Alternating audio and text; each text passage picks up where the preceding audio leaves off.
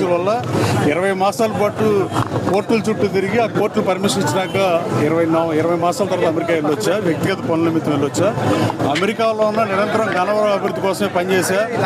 ఈ పోలవరం కెనాల్, ఎరువుల కెనాల్ అనుసంధానం కానీ ఇవన్నిటికీ మనం ఎక్కడ ఉన్నాం అనేది కాదు, మనం పని చేస్తున్నాం లేదని ముఖ్యం. మన పనితీరే ప్రామాణికం తప్ప మనం దాదాపు 750 రోజుల పైన నేను ఎమ్మెల్యే అయితే నేను కేవలం 20 రోజులు, ఇప్పుడు 10 రోజులు, అంతకుముందు 30 రోజులు తప్ప మిగతా 5 రోజులు విజయవాడలోనే ఉండి ఇక్కడ స్థానికంగా ఉన్నా. హైదరాబాద్లో ఉండి రాజకీయాలు చేయలే, నేను ఇంకెక్కడ ఉండి రాజకీయాలు చేయలే. లేకపోతే ఎన్నికల్లో నాకు ఓటే లేదనే ఉద్దేశంతో నేను రాజకీయ కక్షలు తీర్చుకోలే. నేను గతంలో పోటీ చేసి ఓడిపోయినప్పుడు కూడా నేను ఇచ్చిన హామీలను సొంత నిధులతో అమలు చేసే తప్ప మోటార్లు వెనక్కి తీసుకుంటాం, రైతులకు ఎలాంటి కార్యక్రమాలు నేను చేయలే. రైతులకు నా సొంత నిధులతో డబ్బులు ఇచ్చా. 6 కాలం కష్టపడే రైతు సోదరులకి నేను అమెరికాలో ఉన్నప్పుడు 38 కోట్లు కేటాయించినందుకు పోలవరం కెనాల్ని, ఏలూరు కెనాల్ని లింకప్ చేయాల్సిన అవసరం ఉంది.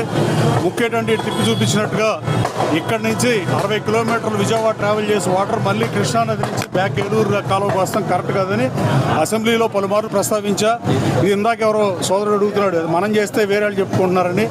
గన్నవరం ప్రజల అభివృద్ధి జయంగా పనిచేస్తున్నా.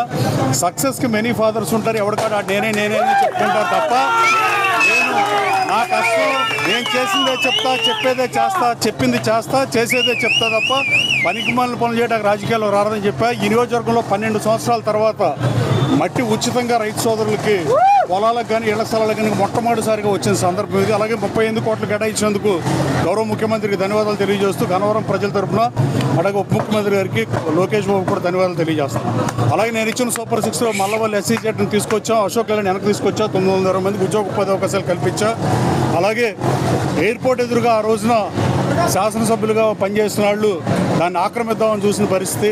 కానీ నేను గన్నవరం ప్రజల అభివృద్ధి ఎజెండాగా పనిచేస్తున్న ఆ రోజు చెప్పా, ఈ రోజు చెప్తున్నా, రేపు చెప్తా. గన్నవరంలో పాదయాత్ర చేశా, గన్నవరం ప్రజల సమస్యలు నాకు తెలుసు. సూపర్ 6 ప్రకటించినట్లు 3 చేశా, ఇంకా 3 చేయాలి. 4 నేను చేయాల్సింది ఏమి లేదు. చంద్రబాబు గారు ఇళ్లపట్టాలు ఇచ్చే పరిస్థితి. జర్నలిస్ట్ సోదరులకు కూడా, రాష్ట్ర వ్యాప్తంగా జర్నలిస్ట్ సోదరులకు కూడా ఇళ్లపట్టాలి మన అసెంబ్లీలో కోరా.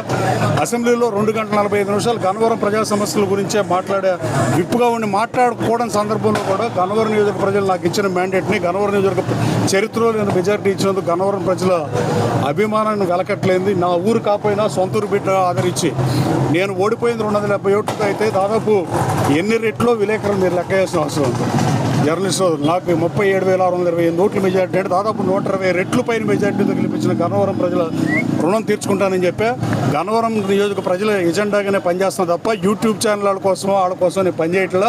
గన్నవరం సెంటర్కి వెళ్ళి చూస్తే, గతంలో మాజీ శాసనసభ్యుడిగా పనిచేసిన రోడ్డు చూస్తే, అలాగే మీరు ఏ ఊరు రోడ్డు చూసినా, ఎన్కేపాడు దగ్గర రోడ్లు చూసినా అభివృద్ధి తేటతెల్లం కనపడుతుంది. మల్లవల్లిలో రాబోయే కాలంలో పరిశ్రమలు వస్తాయి. రాబోయే అతి త్వరలో వారంలో మల్లవల్లి విజిట్ చేసి ఇండస్ట్రీస్ త్వరగా పరిశ్రమలు పెట్టమని, త్వరగా కంప్లీట్ చేసి ఉద్యోగ ఉపాధి అవకాశాలు కల్పించమని కోరతా. 7,500 మందికి ఉద్యోగ ఉపాధి అవకాశాలు కల్పించా.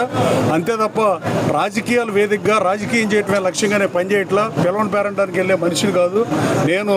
ఈ నియోజకవర్గ అభివృద్ధి కోసం పనిచేస్తా తప్ప ఈ నియోజకవర్గానికి తలవంపులు తెచ్చే పని చేయనని చెప్పా. గతంలో భువనేశ్వర్ గారిని అవమానించి ఈ నియోజకవర్గం ప్రజలు ఇచ్చిన మ్యాండేట్కి నగ్గుబాటుకు గురైన నియోజకవర్గం నుంచి, ఈ నియోజకవర్గం నుంచి గెలిచి భువనేశ్వర్ గారికి గిఫ్ట్ ఇస్తానని చెప్పా.